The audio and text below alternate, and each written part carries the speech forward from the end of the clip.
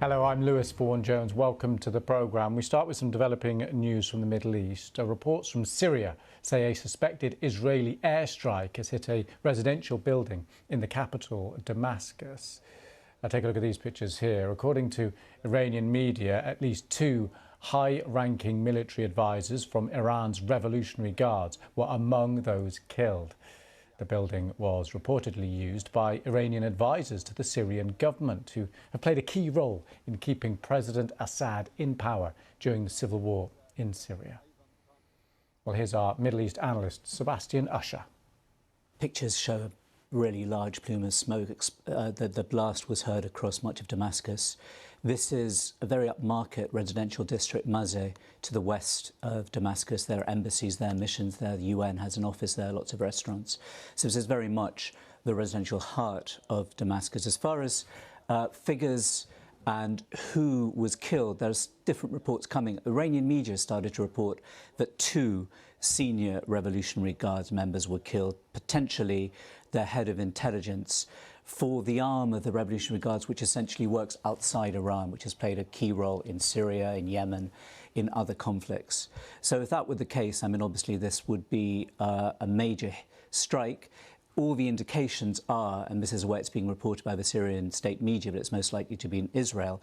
But Israel very rarely confirms such strikes. It's carried out hundreds of them over the years in Syria. They're essentially targeting Iranian-linked groups, militias, military advisors, etc.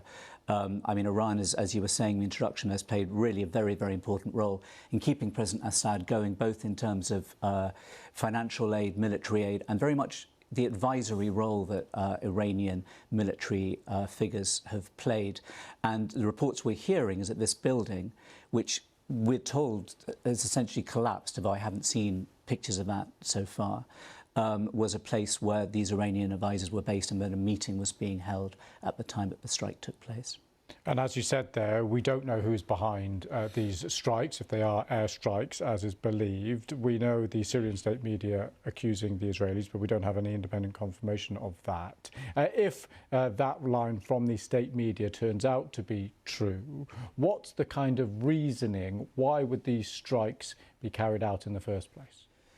Well, as I say, I mean, there have been many of these strikes in the past, but what we've seen since the war with Hamas erupted is they've become more intense, and in Syria in particular. Last month, in December, there were two strikes which hit, again, senior members of a Revolutionary Guard. So clearly, Israel has intensified those strikes. As it has regionally, I mean, it's facing pressure on the northern border from Hezbollah, daily skirmishes, and Hezbollah, again, has played a big role in the Syrian conflict, and Iran has been able to supply weapons to Hezbollah through Syria often. So that's been a major reason why Israel has struck before. There might be, I mean, I've seen some speculation that this might be a strike directly in response to the strike that Iran carried out in Iraq on what Iran said was a Mossad base there. Now, Israel hasn't confirmed that, obviously, in any way, but I have seen people suggesting that it may be in this instance that that's the direct reason. But I think the wider reason is that Israel is intensifying its actions really across the region to send the message, essentially, do not escalate this further. And of course, that message is directed towards Iran. Well, staying in the region, a UN human rights official has accused Israel of beating, blindfolding and stripping Palestinians detained during its military operation in Gaza.